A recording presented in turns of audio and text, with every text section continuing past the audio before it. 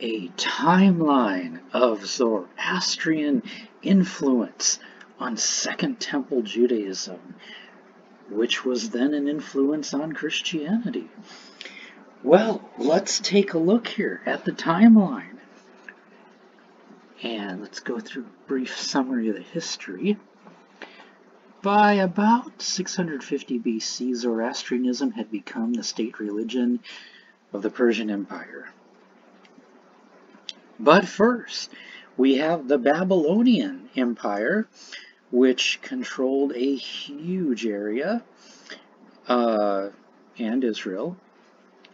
So the Babylonians laid siege to Jerusalem and led away many captive to Babylon, following the 597 BC siege and conquering Judah, Jerusalem.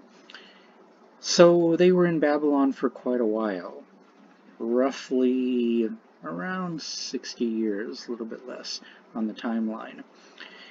So after 60 years, the Persian Empire conquered the Babylonian Empire and took over.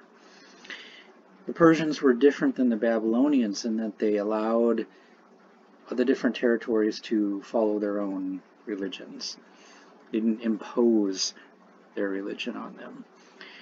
The king of the Persian Empire, Cyrus the Great, in the book of Isaiah, he is called the Messiah of God, Cyrus, king of Persia, the anointed Mashiach of God in Isaiah, quite surprisingly. So when the Persians took over the empire, and the Persian Empire was much larger even than the Babylonian Empire, when they took over, Cyrus, king of Persia, allowed the Jews to return back to their homeland. However, most of them stayed in Persia. And just think about that and let that just kind of sink in. You know, part of their history was in this Persian Empire, and how most of them even just remained there rather than going back to Israel. Although there were different waves, there were different, migrations.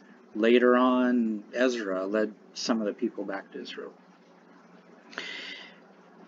So that really sets the stage there. Then what we see, as evidenced in the books and in the texts, we start to see things that were not in the rest of the Hebrew Bible, like 99% of the Hebrew Bible. We see this little thing, this little verse change in Chronicles. King Samuel and Kings were written quite a bit earlier, probably, maybe before or during captivity, but certainly before. And Chronicles is a rewrite, a later rewrite. And on the timeline, we have the scholars give these time ranges, so maybe 350 to 250 BC. And let's take a look at that specific example. In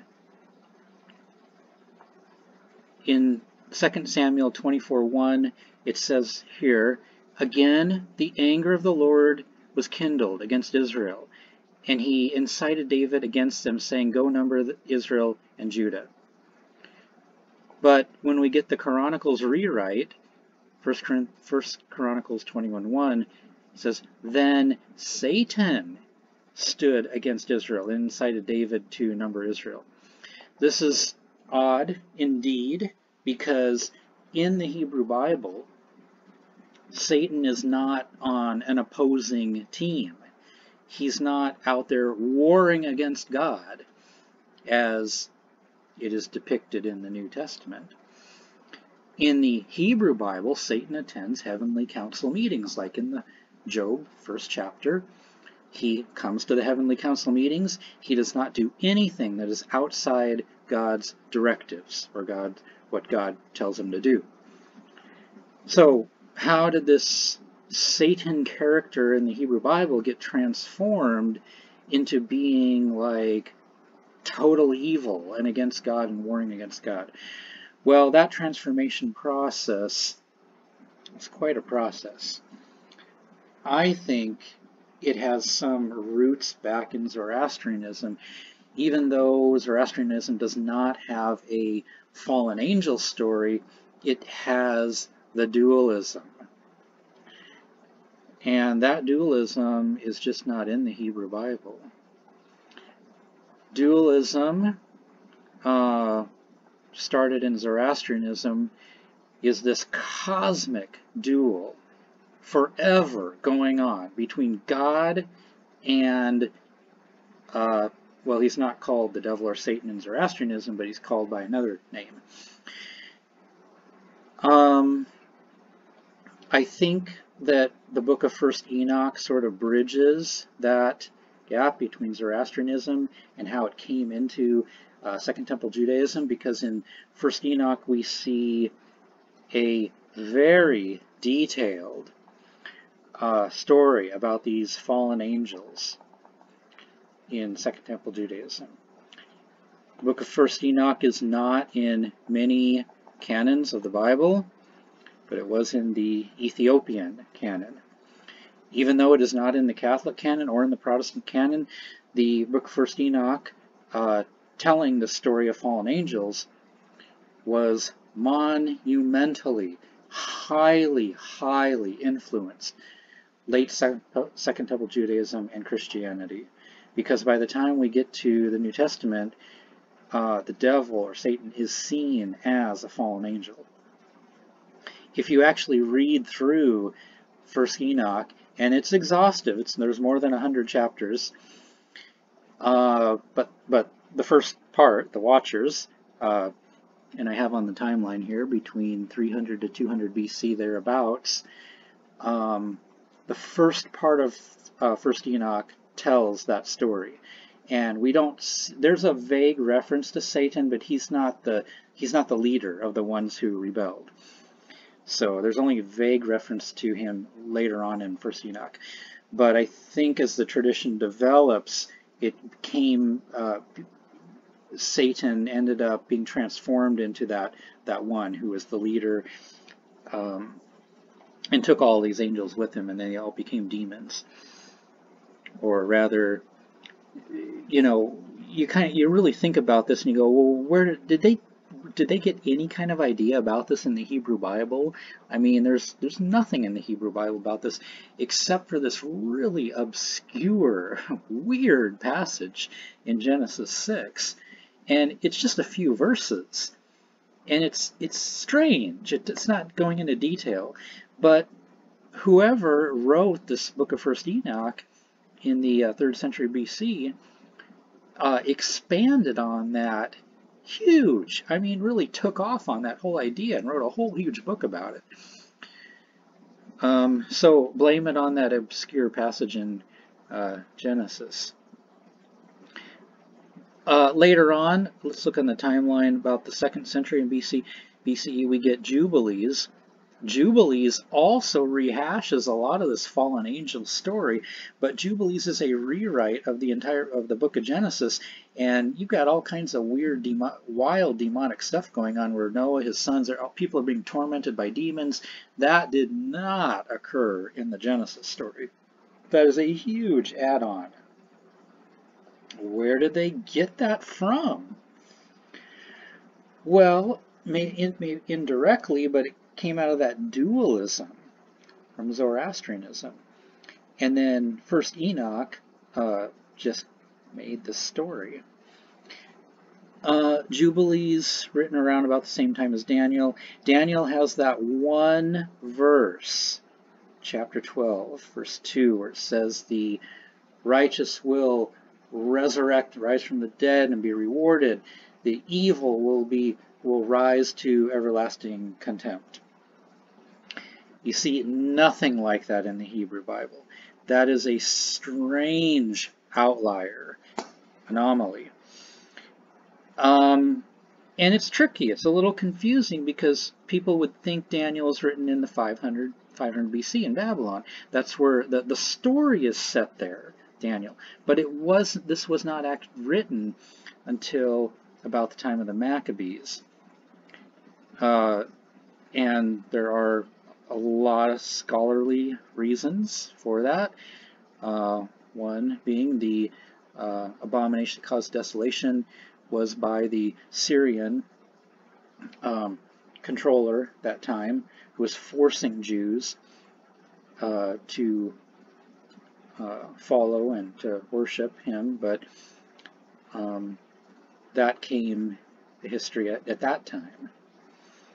And there's many other reasons for this, but we don't have time to go into all the detail on that. The book of the Wisdom of Solomon, written right during the New Testament time, a little bit prior, 50 BC to 50 CE, goes into further detail on resurrection. And there's one that's not included on here called the book of Second Esdras. If you take a look at that, chapter 7 or chapter 9 is a huge, long chapter, a lot of detail about the righteous and the wicked rising. But when you see Second Maccabees does not have that concept so well developed, because when the brothers are suffering and being tormented because they wouldn't eat pork, the one brother says to the evil king and says, "You, O king, you will not have a resurrection, but I, or me and my brothers, we will have. My limbs may be cut off here and now, but in the resurrection we will have those." So in Second Maccabees they believe in the resurrection of the righteous, but not of the wicked.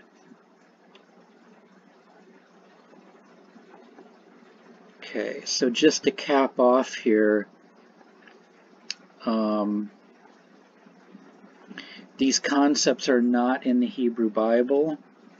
I put a few references here, like Hosea 6, Isaiah 26, Ezekiel 37, the Valley of Dry Bones. These are sometimes thought to be references to resurrection, but they are talking about the restoration of Israel, figuratively, as Israel being resurrected. So that's about the resurrection of Israel, not about resurrection or individual resurrection or any kind of future resurrection. Because so many of these concepts are absent in the Hebrew Bible, like the dualistic cosmic battle, the immortality of the soul, afterlife, heaven and hell, and final judgment, because those are so absent in the Hebrew Bible, you got to wonder, well, where could these ideas have come up with? Did they just come up with these ideas on their own in the Second Temple period? But you think back to that part on the timeline, how they were carried off. They were in Babylon for 60 years, and then many of them also remained during the Persian time, even though they were allowed to come back. Many of them remained. And you got to wonder, did that have any kind of influence? Did Zoroastrianism have any kind of influence on Second Temple Judaism? And it appears, in my opinion, and some scholarly opinion, that yeah, it certainly could have had quite an impact, which means by extension it had an impact on the belief system in the New Testament, and that's huge.